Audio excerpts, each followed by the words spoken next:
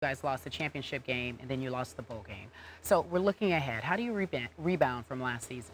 Well, we played hard. I went back. It took me a while to go watch them, to be honest with you. I was devastated, might be, you know, and not devastated for myself, but we had a group of seniors now that won 24 straight. Yeah. And you're a few plays away. Played two very good teams, but we're good. We're moved on, and everybody's asking, are we using that as a, you know, for a chip on the shoulder approach? And I hope we don't have to. I don't feel that. I feel we have a team that really wants to go win games, and I always have a folder of stuff that if we have to pull it out, we're probably not very good to begin with if you have to worry about motivating your team all the time. But I like where we're at, and like most coaches, really anxious to get going. I noticed this morning you have 7 starters returning on defense, and my first thought was, is that a good thing? Because I looked at the end of the year, and you give up 41, 34, and 40 in those last 3 games. Now, you won the one at Michigan, obviously, but that's not Ohio State football. No, Ohio State for probably the last decade has had as good a defense as anyone. Pass defense was bad, and there's no other way to. So we imploded the whole thing. You know, I evaluated it. We have a new secondary coach. He's in charge of the whole back 7 now. One voice. It's actually the NFL. When's the last time a first rounder has been taken as a tailback? Now it's corners and defensive ends. So we have to keep evolving. We've been very good against the rush. The pass defense is completely different. And so far, I really like where we're headed. How good can Braxton Miller be, ultimately? What, like you've coached a lot of really good players in your time. What's his ceiling? Well, I made a comment. First 3 years, I didn't know what the ceiling was. I see it now, and it's kind of ridiculous. You know, he's got the skill set to play football for the next 10 years. A great arm, great release. He's Big Ten Player of the Year back-to-back. However, there's 2 areas he needs to improve, and one is the overall leadership, the command that comes with that position. Every great quarterback, whether you're run fast, jump high, great arm, slow release, whatever, they're great leaders. And so he's very much improved in that area. The second area, and we actually had him do Gruden camps. We had a general manager, former GM of the NFL come and visit with him, is the overall knowledge of the defense and keeping your eyes downfield. So he'll fit right in that group. You know, from Alex Smith to Tebow to Chris Leak, even Cam Newton, this Josh Harris, he's going to be right in that category. Could he be better than all of them? Could be. Maybe. He could be. Skill set. I mean, he's got a rocket for an arm, a great release, and I'm anxious to see where he's at. The other thing, though, we've improved the skill set around him. You know, one thing that every quarterback also shares are really good players around them, and we are better at the offensive skill positions than we were the last 2 years. You brought up Tim Tebow, so I'm going to follow that up because you made remarks at your Big Ten media session that you just can't quite figure out why he's not in the NFL. So now that you've had a little more time to reflect, how do you explain that he doesn't have a job?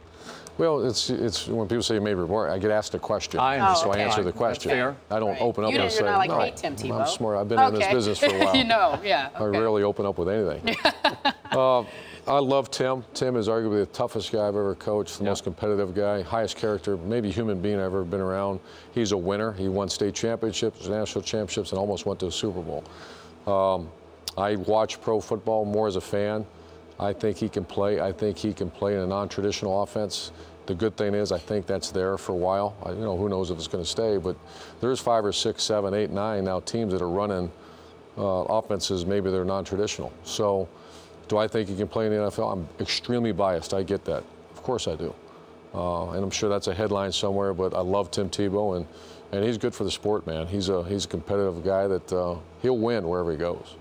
But did he become too big for his own good? Probably. Probably? Yeah, I tried to help him, and not that I can, but with him comes an entourage. With him comes distraction. I don't, once again, that's all. I don't understand all that. I just know what goes on in the locker room on the field. I'm not worried about all the other stuff. Okay, I do know Tim well enough to tell you, and this is in a very positive vein, and you know this, he has a big ego because they all have to have big egos. But that ego right now, to get biblical, pride goeth before the fall. Tim is saying, I'm not going to play in Canada. I'm not going to play in the Arena League. Would you advise him to at least give it a year just to show people I can still do this? Good question. I've actually talked to Tim. I talk to him quite frequently. I'd like to say it's a coach-player, father-son relationship because that's how close we are. And the one thing about Tim, he will make the right decisions. He's not a knee-jerk guy. He's going to take his time. He's got a lot going for him, obviously with ESPN and the SEC network, and but he's a competitor and he wants to play. So I've never told him what to do. He has asked opinions, and I trust he'll always make a right decision. And I don't go too far because I don't know. I don't like to give opinions when I don't really understand.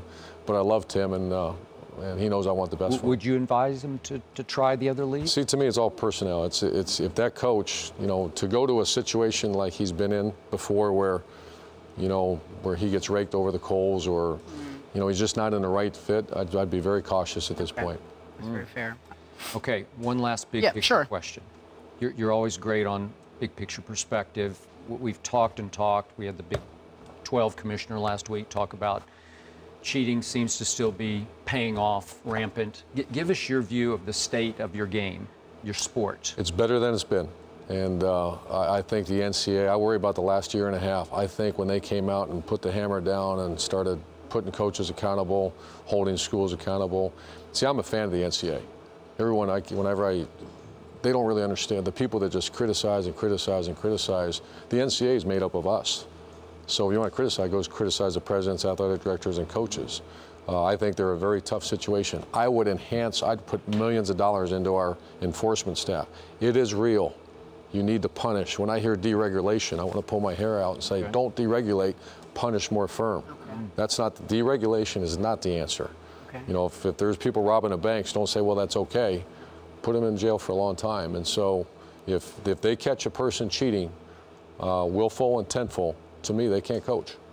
Are they handicapped without subpoena power? They Absolutely. Can't? Okay. Yeah, it's a tough situation. And instead of, like I said, deregulating, hire more people. Right. The NCAA makes a lot of money.